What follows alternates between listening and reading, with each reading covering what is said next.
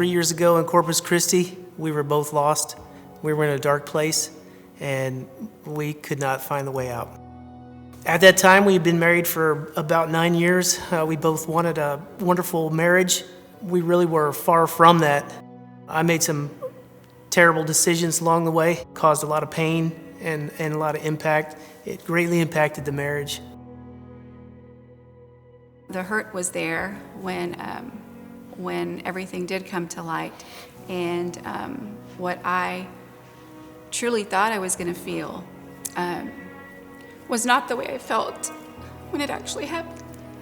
So I knew that I didn't want to let go of my marriage, and I knew that we needed help. After some soul searching, I realized that I really did love her, and I needed to be with her no matter what. God worked wonders. Not only did he forgive me, he loved me so much that I remember being out in the backyard of my house. And this is after I had went to Real Life Church, and I talked to one of the assistant pastors over there about how do I fix my marriage. And the best advice he gave me was, work on your personal relationship with Jesus first, and then everything else will work out.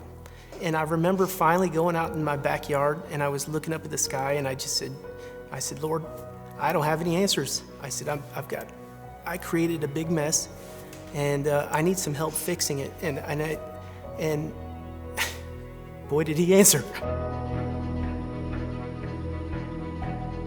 Jesus definitely found us. We have had an abundant amount of blessings when we put him first.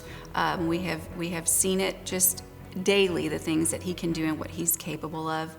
We were able to move, and a huge thing for us was because we were out of the Corpus area and we had moved to the Valley, we weren't able to go to church in person. However, we did have the opportunity to watch Real Life online, which was great for us. We got to worship at our home, and we were able to continue following Jesus and worshiping with him through Real Life. Even though during the pandemic everyone was online, Jesus just continued to bless us, and we were able to continue leaning in on his word. And I specifically remember one of the sermons that Pastor Micah had where he mentioned generosity and tithing. And without question, Ian and myself said, we're doing this. And we did, and we decided, you know what, we're giving 10%. Period. That's how it's going to be. And we have had just abundant amount of blessings because of tithing. We were struggling with actually having children, and we had tried for about 15 years. We were actually told that we had a 20% chance. And I'll never forget that day because my husband looked at the doctor and nurses and said, don't care about percentages, because with God, it's 100% chance.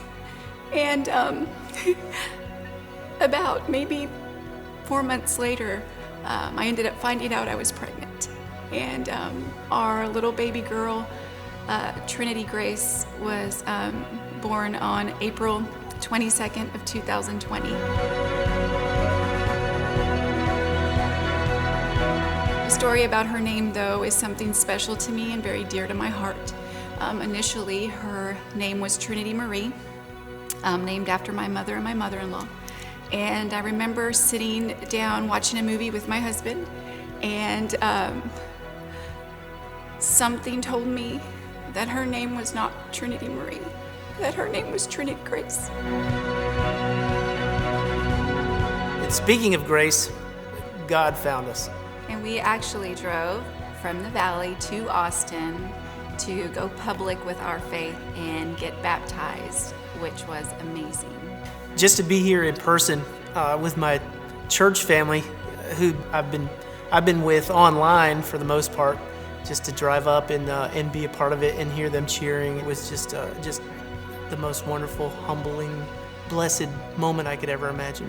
That moment of being baptized and thinking about how far we have come and where God has actually brought us is just amazing and such a wonderful feeling, and we can't wait for what else God has to offer us. We hope our story encourages you. He can find you like He found us.